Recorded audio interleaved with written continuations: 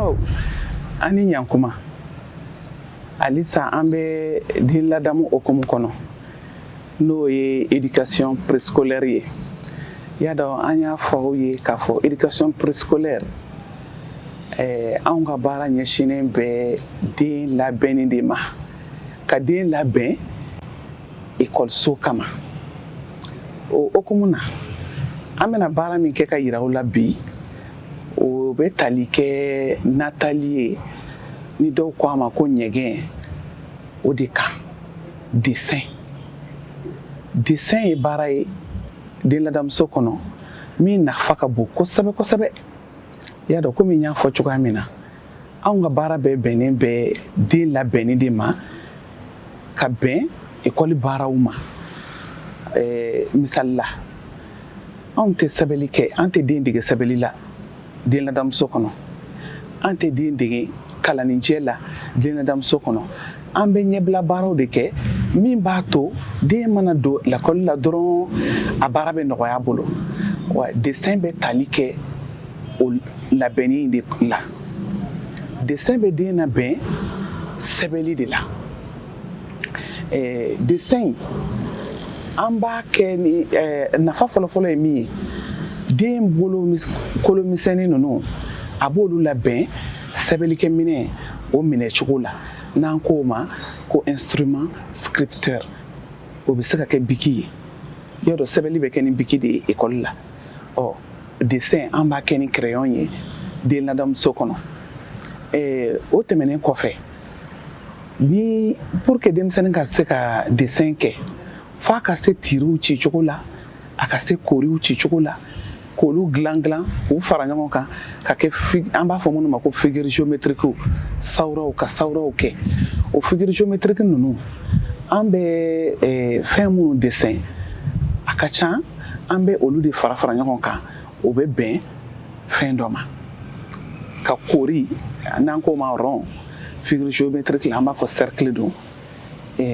carré triangle rectangle et puis les traits ninnu n'an b'u a fɔ olu ma ko ciw k'olu fara ɲɔgɔn kan ka fɛn dɔ ja dilan n'a ye o ale an ye pré-écriture min kɛ hakili la n y'a fɔ aw ɲɛna o kelen de don an bɛ tiriw tɔmiw koriw figure géométrique tɔ ninnu bɛɛ k'olu de fara ɲɔgɔn kan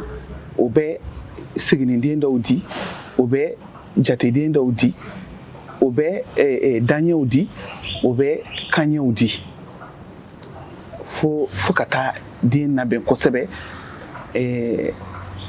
kalanijɛ ma ani sɛbɛnlijɛ ma parce que sɛbɛnlijɛ ale ni kalanijɛ u bɛ taa ni ɲɔgɔn ye den mana mun sɛbɛn a b'a kalan évidemment a bɛ taa ni ɲɔgɔn ye o kama an bɛ ka a fɔ ka a dɔn fɛnw liilen bɛ fɛnw donnen bɛ ɲɔgɔn kɔnɔ an ka baara kɔnɔna la o de ye ala sago aw bonya b'a la den ladamubaga in a bɛ na dessin de kɛ kɛcogo ni denmisɛnnin bɛ dessin kɛ a bɛ taa sira mun fɛ ale bɛ na bɔ k'o de yira aw la denmansaw aw k'aw banban o kan so n'aw yɛrɛ y'a la kɔlɔsi so denmisɛnninw ka tiw ci fɛnw kan u b'a kɛ aw ka kokow la u b'a kɛ aw ka finiw na u b'a kɛ u yɛrɛ tɛgɛw la n'an ye u dɛmɛ a ka ca ala fɛ a nafa de ye min ye u bɛ labɛn sɛbɛnni kama ekɔli la hakɛtɔ bɛ nin kan. donc kɛrɛnkɛrɛnnenya ne bɛna baara min kɛ o ye dessin de donc nka ne ye dessin min ta ni n bɛn'o kɛ o ye kolon de donc ne bɛna kolon de dessin bi k'a yira aw la donc komi an y'a fɔ aw ye cogo min na n'an bɛ baara kɛ an ka den ladamusow kɔnɔ o b'a sɔrɔ an ka baarakɛminɛnw dafalen bɛ an bolo a y'a faamuya donc o b'a sɔrɔ an ka baarakɛminɛnw dafalen bɛ an bolo donc o kuma kelen de don donc n'an bɛ baara kɛ ni denmisɛnninw ye o b'a sɔrɔ an ye waleya dɔw de ta pour que den hakilina bɛ da an kan cogo min na donc dɔnkili b'o la baroni b'o la komi récitation yɛrɛ b'o la nka bi ne ye min ta o ye baroni de donc ne bɛna baroni de kɛ ni denmisɛnninw ye donc pour que ka se ka kuluni ɲɛfɔ donc i b'a fɔ denmisɛnnin ɲɛna mama taara sugu la a taara ka naw san donc a y'a ka naw san nalen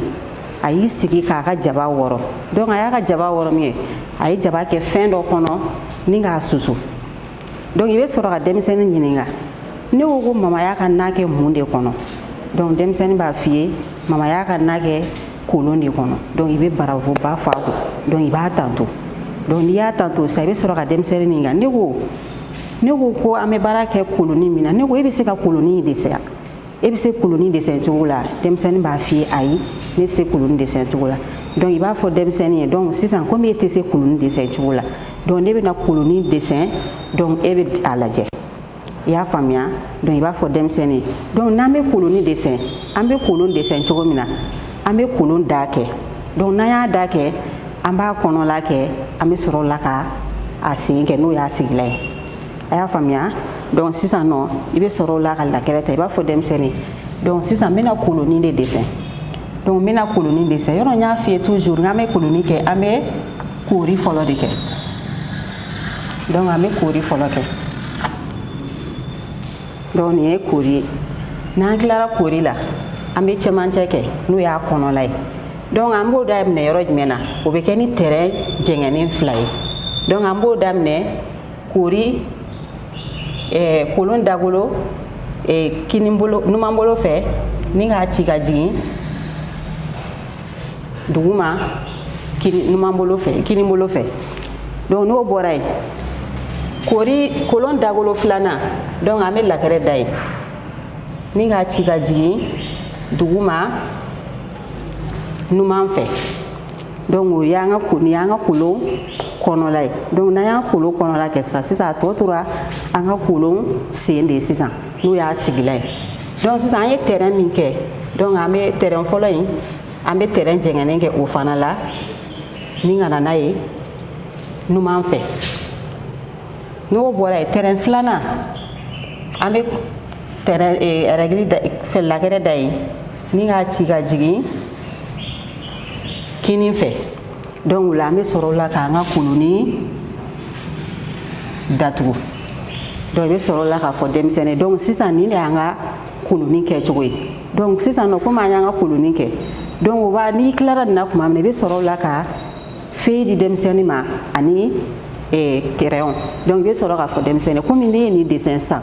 donc sisan nɔ ne ni e bɛ na kolonin dessin ɲɔgɔn fɛ donc pour que k'a lajɛ n'a sɔrɔ i bɛ se ka dessin kɛ komi ne y'a kɛ cogo min na donc i bɛ sɔrɔ la k'a fɔ denmisɛnnin komi ne ye nin kɛ sisan donc i ka lakɛrɛ crayon b'i bolo ani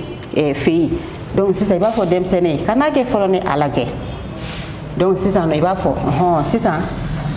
ne bɛna n ka koorinin ci donc nin ye ne ka kolon da ye donc sisan i bɛ sɔrɔ la k'a fɔ denmisɛnnin yɔrɔ i y'a ye sisan donc nin de ye ne ka kolon da ye donc sisan i bɛ segin ka na denmisɛnnin kɔrɔ i b'a fɔ sisan e fana ka kolon da kɛ ne k'o lajɛ donc i b'i gɛrɛ denmisɛnnin na a bɛ kolon da kɛ donc n'a ye kolon da kɛ sisan i bɛ sɔrɔ la k'a lajɛ donc i bɛ sɔrɔ la k'a tanto mais n'a ye gɛlɛya sɔrɔ a kɔnɔ donc i b'a dɛmɛ pour que k'a la dilan a bolo donc n'o kɛra sisan i bɛ tila ka segin ka na tugun i b'a fɔ denmisɛnnin kana kɛ fɔlɔ dɛ n bɛna 2nan kɛ kolon kɔnɔla kɛ sisan nɔ donc an bɛ kolon kɔnɔla n'an bɛn'o kɛ sisan an b'o kɛ terrain jɛngɛnen a lajɛ dɛ donc sisan nɔ kolon dagolo numanbolo yan fan fɛ numan fɛ donc an bɛ